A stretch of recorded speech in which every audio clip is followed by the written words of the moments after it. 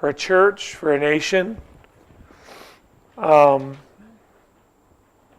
There's a lot of issues and problems as a result of the failure to communicate.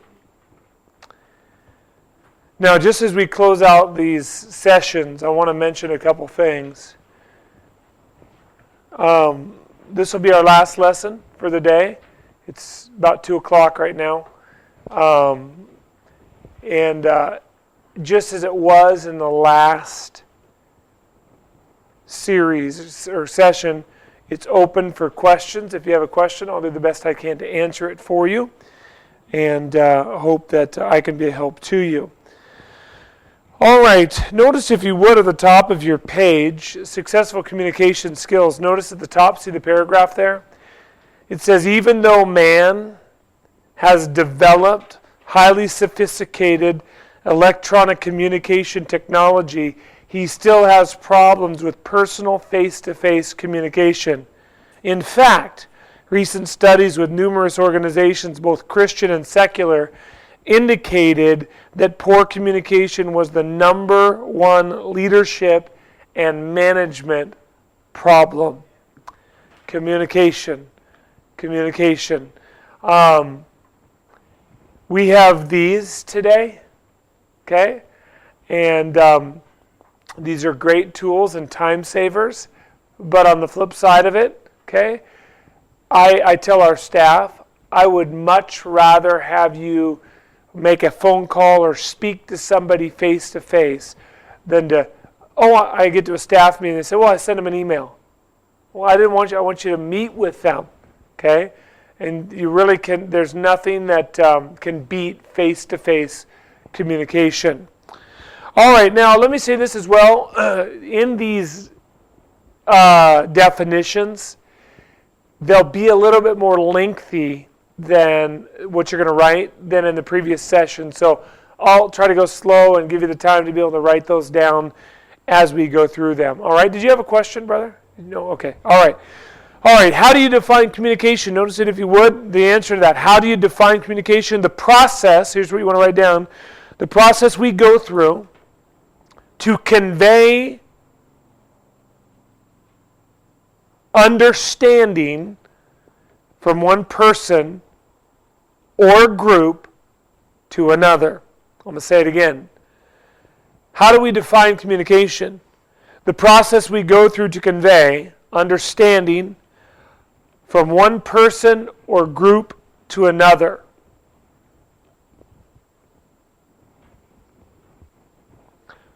What is the key word in the above definition? Understanding. Absolutely and unequivocally.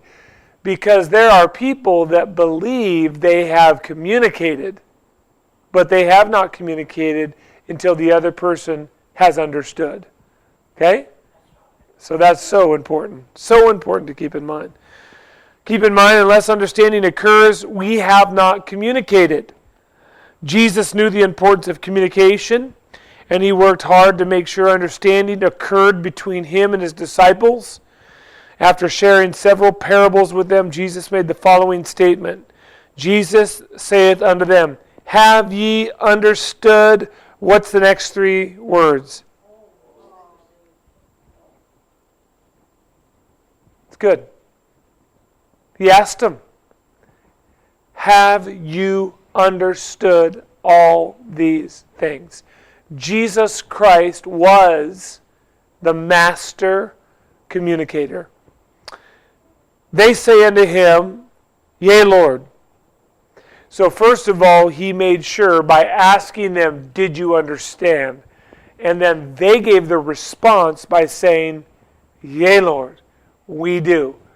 So keep in mind, unless understanding occurs, communication has not happened. Even if it's in the mind of the person giving the communication, they may think they have delegated. They may think they've communicated. But if the person hearing is not able to ascertain what is being said, there's a major problem. Okay? All right, let's move on here. The importance of good communication. Good. That's your blank there. the importance of good communication. Good communication is essential to the development of unity and motivation. I'll say it again. Good communication is essential to the development of unity and motivation. If good communication does not occur, then there's going to be a lack of unity and there's going to be a lack of motivation. Not only that, notice good communication is the basis for unlimited group innovation. That's your blank there. Innovation, creativity, and achievement. I'll say it again. Good communication is the basis for unlimited group innovation, creativity, and achievement. In essence, what that means is the sky is the what?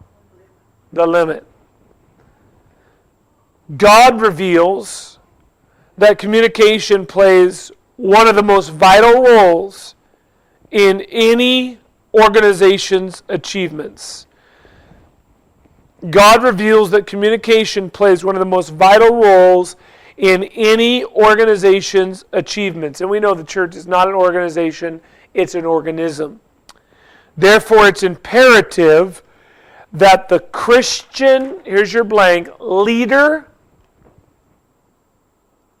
/ manager or business person focus on acquiring effective communication skills. Leader or manager, leader, manager, or business person focusing on acquiring effective communication skills. Know what that means? And this goes back to our first session, characteristics of an effective Christian leader. If you are going to be effective, you will acquire good communication skills. Dads, to your kids. Moms, to your kids. Pastors, to your people. Husbands, to your wives. Wives, to your husbands. Boss, to your employees. It's just so far-reaching. Because I have met people. Have you ever met somebody that they think they've communicated to you a truth and they've walked away thinking that a truth has been communicated or an assignment has been communicated, and you have been left in a situation where you're not clear what you're supposed to do? How many has that ever happened to you before? Okay? Now, we'll find out in this lesson, part of the responsibility lies with the hearer. Okay? And we'll see that. That's why Jesus said, understand all these things, and they responded. If they didn't understand all these things, their job is to say, nay, not yea, Lord. No, we don't understand. Please explain it again. When I was in school, I was one of those students that had to be told over and over again, not like because I was in trouble, but had to, what's the word I'm looking for? When a story problem was given or a comprehension took place, I had to go to either raise my hand or go to the teacher and say, I don't understand. Can you explain this to me again? Okay? And some people are just that way. Some people just get it like that. Okay? And I don't like people like that. All right? Notice, if you would, the communication process. The communication process. The definition of communication. Notice this, if you would. You'll see it in your notes. The definition of communication points out that the specific process involved in the development of understanding. Being aware of this process is vital in improving communication. There's 6 steps, and these are so important. If you don't get anything out of this lesson, I want you to really get this. 6 steps involved in the communication process. Some people think that, well, yeah, I told them. They're done. Okay? It's like Ronald Reagan used to say, trust but verify.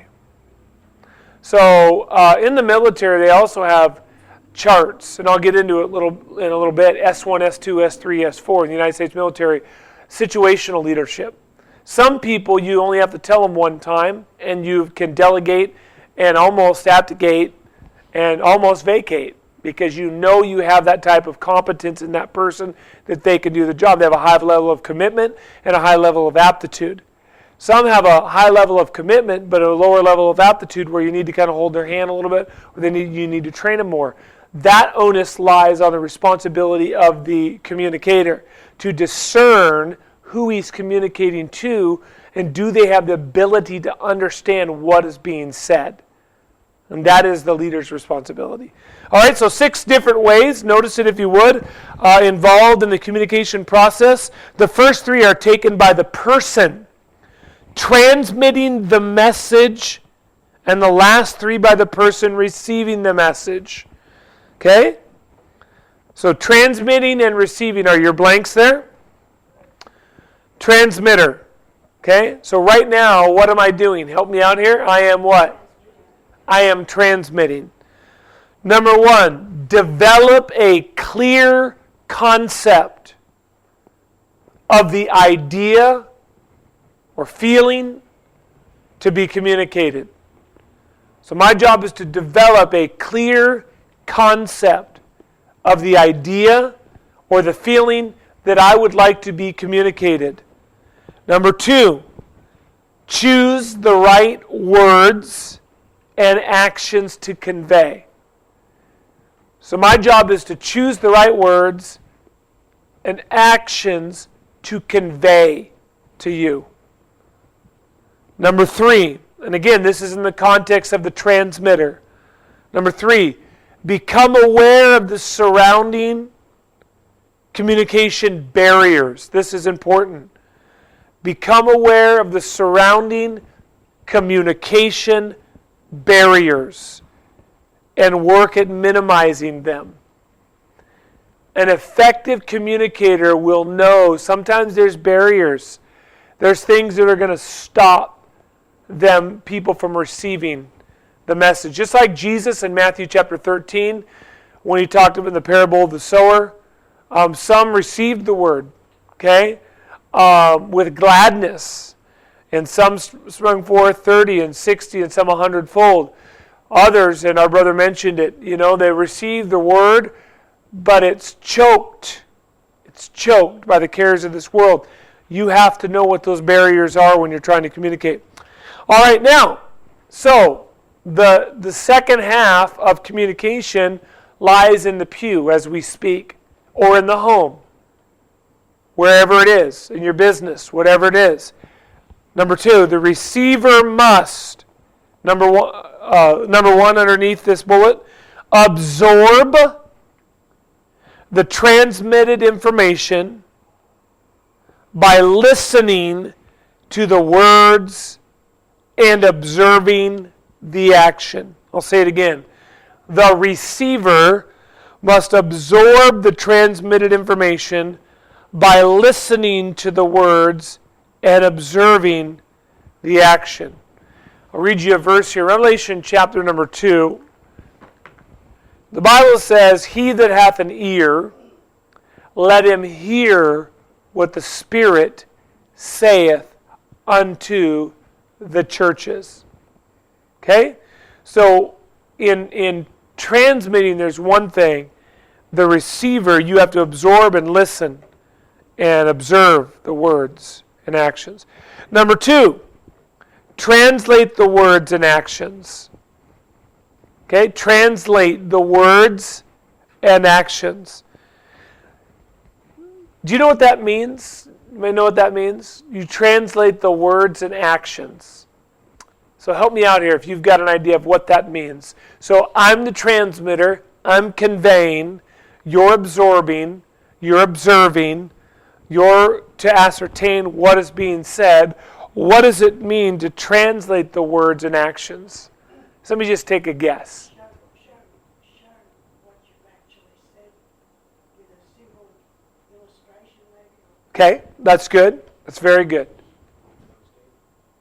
Yes. Okay. All right. Somebody else have a thought? I would say it has to do with just because translation means taking from one to another, it's to almost restate it in some way to say, if I understand what you're saying, you mean, and it's a rephrasing of the words of the action. Right. Kind of like Jesus did with his disciples, and they translated, they heard, and then they spoke back to him. Translating the words and actions. So you're hearing, but when you're translating, you're trying to put it into your own words what he's trying to say or she's trying to say. Okay? You're trying to get it. Because some people speak in different languages, even if they speak the same language. Okay? I'm learning in my time in Australia, I can say certain things and get this blank look. Like a calf looking at a new gate. Because we might speak English, but it's not fully understood exactly when I say certain things. All right, so translate. That's really important. That means your ability to understand what the transmitter is saying. So half of the ownership, the onus, if you will, lies on the hearer, not just the transmitter. Lastly, thirdly, develop correct ideas and or feelings. So you develop the correct ideas and or feelings. I want you to notice the role of listening plays in the communication process. Research indicates that unless people have specifically trained in listening, their skill level is only 25%. Okay? So the role, your bullet there is the role listening plays in the communication process. Research indicates that unless people have been specifically trained in listening, their skill level is only 25%. Notice this. Much of the difficulty in listening is caused by the fact that the mind can listen faster than the person can talk. The mind can listen faster than the person can talk. As a result, during the conversation, the mind tends to occupy itself with other things over half of the time. Let's say that again. As a result, during the conversation, the mind tends to occupy itself with other things over half of the time. Does that make sense? Okay, so I'll give you an example. Yeah, exactly. I was like, well, I got that, but I was doing my grocery list, and then So that's just how it is. I mean, the mind can really process. Now, some guys preach real fast. They preach real fast, and some people have a hard time following it. But most people, have you ever talked to somebody before, and you're not even done with the sentence, and they're already developing their response? And the Proverbs speak clearly about that. And answer not a matter before you heareth it. Okay? You want to hear the whole thing out. And I've got some funny stories about that. I for the sake of time, won't tell you. But so go up here to how to improve your listening skills. Don't be afraid to ask questions for clarification. Don't be afraid to ask questions for clarification. Some people don't do that because of fear. But I'll tell you this, it's better to ask once or twice, even if you have to 3 times, than to have the person that's giving you the information come to you later and you find out that you didn't get it done because you didn't fully understand it. So it's better to make sure. How about this? Don't start formulating your response while the speaker is still talking.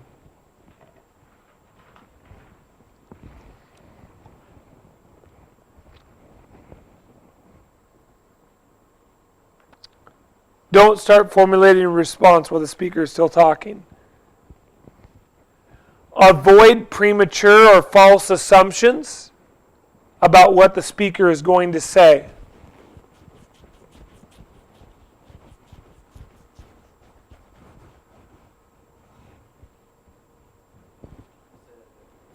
avoid premature or false assumptions about what the speaker is going to say. You could do that and somebody says, you give an example. Father says to a son, all right, I want you to go out, son, and I want you to wash the car. And then I want you to, and you see the kid, I'm not doing that. I'm not going to do that. I don't want to do it. I'm just tired of doing that. And the dad was going to say, and when you're done, you can have it. Let people speak. Let them finish. How understanding works. Notice this. Avoid interrupting the speaker. Did I say that already? Avoid interrupting the speaker. Ecclesiastes chapter 3 and verse 7. A time to rend, a time to sow, a time to keep what? And a time to speak.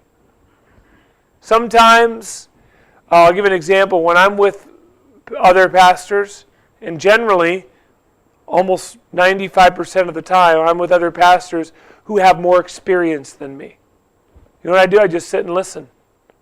I ask them questions and I listen. What am I going to say to them? So, there is a time to listen.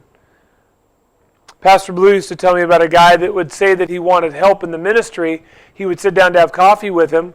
And he said literally, it seemed like even when he was eating, he never stopped talking. And pretty soon, Pastor Blue just said, I just let him talk. He got zero help because he wouldn't close his mouth. So there's a time to listen. How understanding works of a complete message.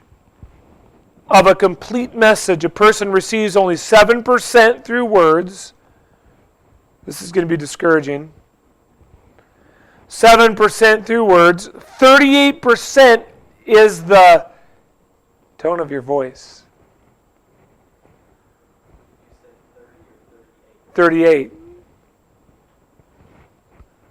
If I would have used a stronger tone, you would have heard that back there.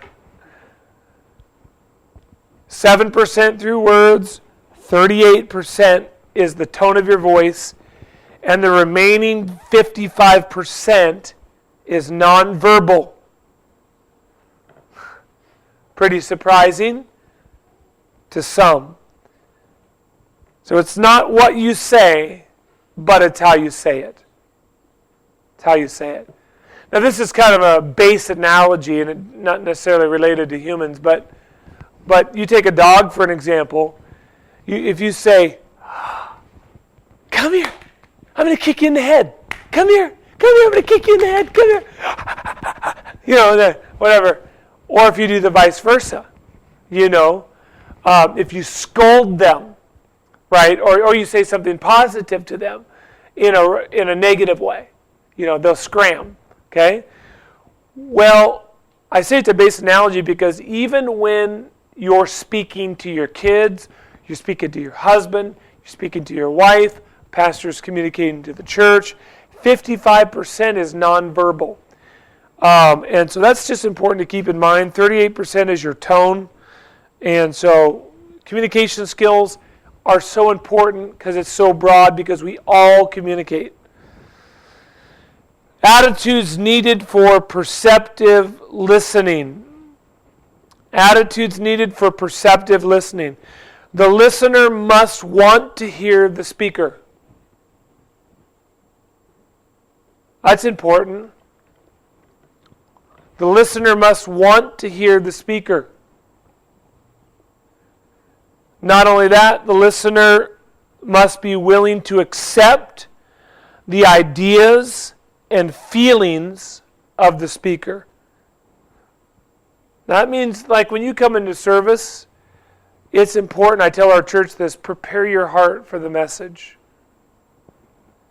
The listener must be willing to accept the ideas and feelings of the speaker. Keep in mind that a person's ideas and feelings represent his true self. Now notice towards the end of this here, remember what Paul wrote to the Corinthians. Now, brethren, when I came to you, came not with excellency of speech or of wisdom, declaring unto you the testimony of God. For I have determined to know nothing among you save Jesus Christ and Him crucified. So Paul was not an eloquent speaker. He came in the demonstration of the Spirit and the power of God. The greatest statements ever made were the simplest. Watch this. The Lord's Prayer contains 56 words. The Gettysburg Address contains 267 words. The Declaration of Independence, 1,322 words. The U.S. government regulation of sale of cabbage, 26,901 words. True statement. Okay? So, the IRS code, so it goes to show you. When God first called Moses to lead the children of Israel out of Egypt, Moses replied and said unto the Lord, O my Lord, I am not eloquent, neither heretofore nor since thou hast spoken unto thy servant, but I am slow of speech and slow of tongue. When he called Jeremiah to be a prophet to the nation of Israel, Jeremiah said, Then said I, Our Lord, behold, I cannot speak, for I am a child. Feeling inadequate as a communicator is an experience common to most of us, at least at times. However, every good leader is a good communicator. Personally, I've never met an effective leader that was not a good communicator. I'll give you a really, really base analogy. We all know how wicked Hitler was. Hitler was wicked. But Hitler was one of the greatest orators this world has ever seen. Bill Clinton, with all of his, issues that he had, Bill Clinton was one of the most effective communicators in modern history in our country. But yet many would say, and I would agree personally, that, he was immoral and had and I didn't agree with his politics. But he was an amazing communicator. I mean, people just loved him. They still do. In the States. I don't know about overseas. Good communication develops and maintains unity, commitment and motivation in achieving a goal. Communication is the lifeblood of an organization. Without it, the group dies. Communication begins with the speaker making sure he clearly understands what he wants to communicate. And lastly, the listener plays a vital role in effective communication. He must concentrate to hear what is actually said. All right, so what I'm going to do here, since that was only about a half-hour lesson, I'm going to just leave it open for some questions, and then we're going to wrap it up for the day. So, any questions in the context of communication? And then also with any other things we covered. Yes? So with like the hearing and understanding and whatnot, certainly at work, I know there's a guy in particular, but in church and anywhere, where the listener, whether they're a subordinate or whatever, I get from this one guy just, yep. So you understand what I'm saying? Yep. And then like you find out, no, he didn't have a clue. And no matter how much you try and get back from him, so as the transmitter, is there a technique where you can get the receiver to actually say more than one word? Yes. And I can only tell you what I do. Okay? I don't allow my staff to come into my office, if I call them in there for a specific, to come in without a pen and paper. So that's number one. I don't let them, when I communicate something to them, and they know when I want something done, they do not ever look me in the eye. Unless it's just a go get the door, or something small, or hey, I want you to call so-and-so, or something small. But if it's anything ministry related, they always have a pen, and you're the boss, so you can tell them, don't ever come in here if I give you something without a pen and a paper. If I always have a saying in our staff, if you don't write it down, it will not happen. So that's number one. You have them write it down. Number two, depending on what you do, not only do I have them write it down, I have them report back to me at a specific time. I never give them an assigned task without a date of when I want it completed by.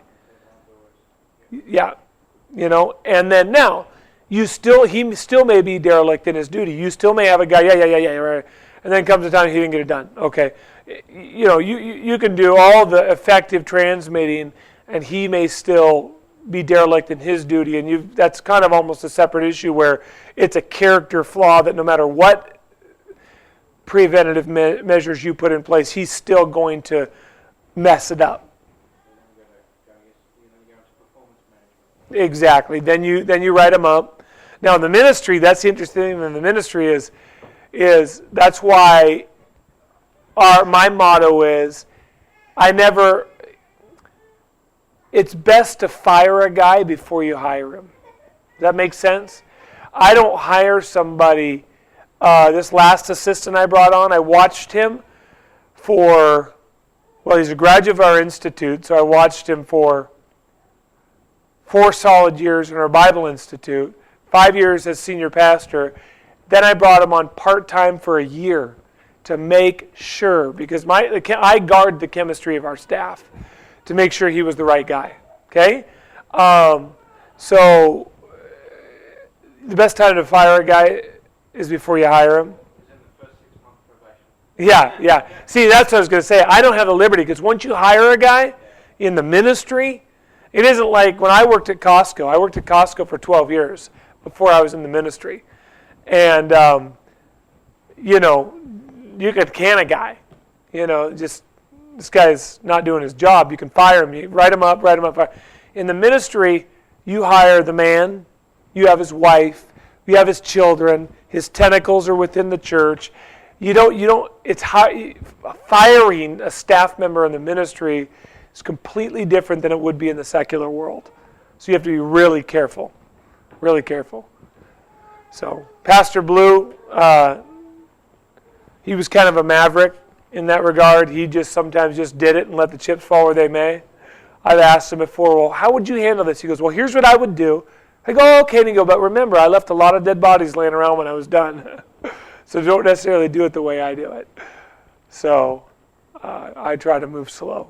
But that's a really good question.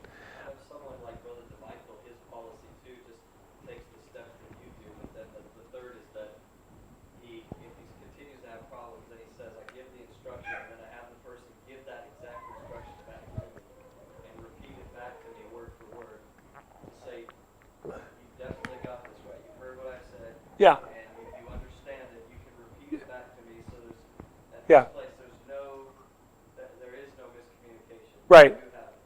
Yeah, and he was saying that the guy, he's saying it, and he's saying, do you get this? Yeah. Do you understand it? Yeah. But I understand what you're saying, and Brother Michael does make that clear in communication. So it's writing it down, communicating it back. That's why when the Lord said to the disciples, do you understand these things? Just like the analogy there with Brother, they said, yes, Lord, we do. Yea, Lord. Okay, great question. Somebody else have a question in this context or in anything that we covered or didn't cover? Yes, sir. All of which you've said today, I subscribe to that. Where does body language come into communication? That's good. Be a little bit more specific. Well, if you're transmitting through IT devices, how do you transmit the body language? So I don't know that you can. Of course you can't. Therefore, what you're saying about tete-a-tete is preferable to IT communication in certain circumstances. Yes. Yeah, so IT, you work in IT, I take it. Yes. Okay. And that's one of my biggest problems. Yeah. People rely far too much on it. Right. The smiley face, the same. I rest my case. Right. Yeah. I don't know the answer to that. Perhaps we need to employ both. Yeah? That's one answer. Yeah. Yeah. I'm from an era where we didn't have any of these Yeah. innovations and devices. Yeah. And we built things like St. Paul's Cathedral, the London Bridge, I could get on. Yeah. Right. Even the Washington Monument. Right. I don't think they had Facebook and Twitter when they built the pyramids either. So, Couldn't build them today. right. Goes to tell you something. The nonverbal, I think in this context, I think it's husband, wives, preaching, teaching, personal face-to-face relationships with people. I don't know that you can necessarily in the IT. I don't know how you would. He brought it. What'd you call it, M. Joyce? Emoticon. Oh, is that what they're called? Yeah. Oh, That's a smiley face and all around things. okay. I guess I've been mispronouncing it for years. So like the icons with emotion. Yeah, Yeah, emoticon. I never knew that's how you pronounced it. But we don't know if they're true or false. No. Yeah. Can I address that just from our church sake? When I taught the class last year on communication for our people, I think it was our men primarily, one of the things that I said was, and obviously this is just for our church, not necessarily for your business, but that's why I wanted to be text messaging and emailing as our primary forms of communication, because you can't communicate that. That's why my preference is let's sit down and talk, even if it has to be a half hour, and let's talk, and we can then read the body language and work through those issues. The only person who can communicate solely through words and communicate effectively through this is God. So He's given us the written word. We're not able to do that. So we have to have everything, the five senses working. And that's why in our church setting I've always said don't text or don't email when it comes to critical issues. Talk face to face with me. That way we know we're on the same page. Yeah. I agree with that. I agree 100%. And there's certain things you don't want to convey over give an example. We're trying right now to put together an effective plan for our church. I don't know if Pastor Byers told you this, but our founding pastor, who I've told you, we've had one pastor for 4 decades besides me, he has Lou Gehrig's disease. Okay? He's at the tail end of it. He's been in a wheelchair 5 years. His diaphragm is shutting down. He can barely formulate words. He's already been alive 4 years longer than the standard time frame that people that have ALS. He's been alive 4 years longer than you're supposed to be. So now, sure, we have hundreds of more people in our church that don't even know who Pastor Blue is, but there's probably still a solid 300 that know who he is, okay? That he's their pastor. I mean, I'm their preacher, but ultimately he's their pastor, and I'm okay with that. For decades, he was their pastor. And they love me, and they're good people, but he's my pastor. So there's going to be a time that the Lord takes him home. We're not sending that out by an email. I'm not going to stand at the pulpit on a Sunday morning before a service or whatever and announce it. You're not going to preach a message. What are you going to do after that, So we are trying to be inquisitive to find out the best way to communicate and bring everybody together to let the news out that Pastor Blue's now home with God. He's been promoted and he's in glory. So I agree. There are certain things you just do not want to communicate by way of, email or text messaging. Absolutely. That's really good. Okay, somebody else have any questions in regards to either communication or anything else we've talked about or didn't address or anything else? Yes, sir. Am I allowed a second question? Absolutely. You're allowed a third. I'd like your opinion on this. In a staff meeting, if I got a lot of staff together in a lecture hall, and people at the back row start talking to each other, I assume they're not listening to me. What do you do in a circumstance like that? That's a really good question. I don't really good answer. Yeah. Well, yes. I say what I do. Yeah, you say it first. Yeah. I stop talking. Yeah. Yeah. Deafening silence is unbearable. Yeah. Yeah. I think that is an excellent way to handle it. In a church setting, I don't do that. Especially if you're preaching a message, or if you got kids that are playing over here in the, what? Yeah.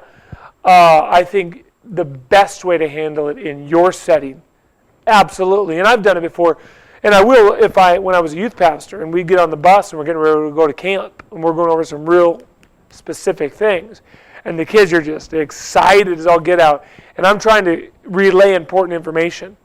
I'll just stop like this and wait. And wait. And wait.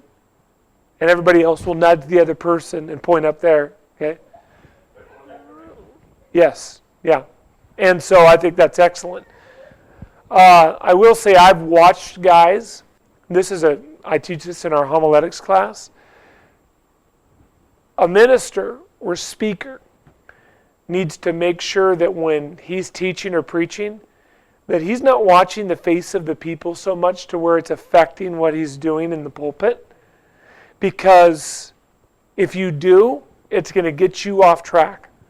Because what I have learned is, first of all, some people you may think are listening, they're looking right through you. They're not listening. Others may be fiddling around and they're getting everything that you're saying. Thirdly, I knew in our homiletics class when I was going through it, there was a guy who was getting up to preach, and he was nervous, and he was getting up to preach, and he had his message laid out, and he noticed in the back of the auditorium there was two ladies. They were kind of chuckling. They were laughing. And so he saw that, and he thought they were laughing at him, and so he was done. He never finished his message. He just got, thought they were making fun of him, and so he was done. Okay? Like he could be leaving, I could think he's mad at me, right? I'm telling you, there's so many things as a speaker that you have to learn. Story told, and that's why you don't preach to your audience or specific individual. Pastor Blue used to tell the story about Jack Hiles was at a church, and he was at his church, I think it was, and there was another guy preaching for him. And he was up in the pulpit. There was a visiting preacher. And he's preaching and he's preaching. He saw a lady sitting about maybe right where you are. And he's preaching and she was kind of just squirming around a little bit and fidgety. And he thought he was really getting to her and she was under conviction. And she was kind of moving around. And he just kept going, kept preaching. They go out to eat. They're sitting down at dinner and he says, remember that lady on the third row? She was wearing the pink sweater. And he says, God was really dealing with her. I think she was really under conviction.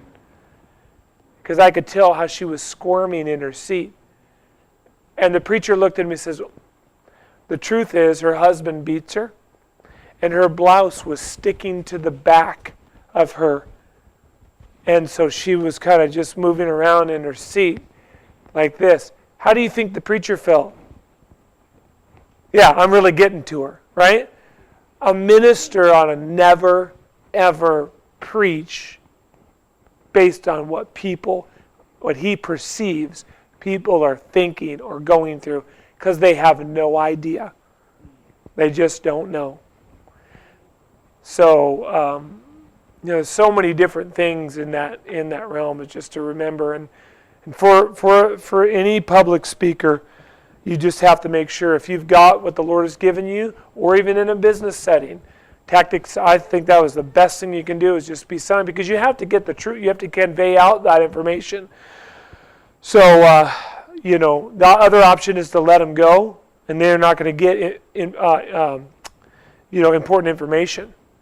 So you have to pause there and let them get it. Okay, great question. All right, anybody else have a thought? Question, comment?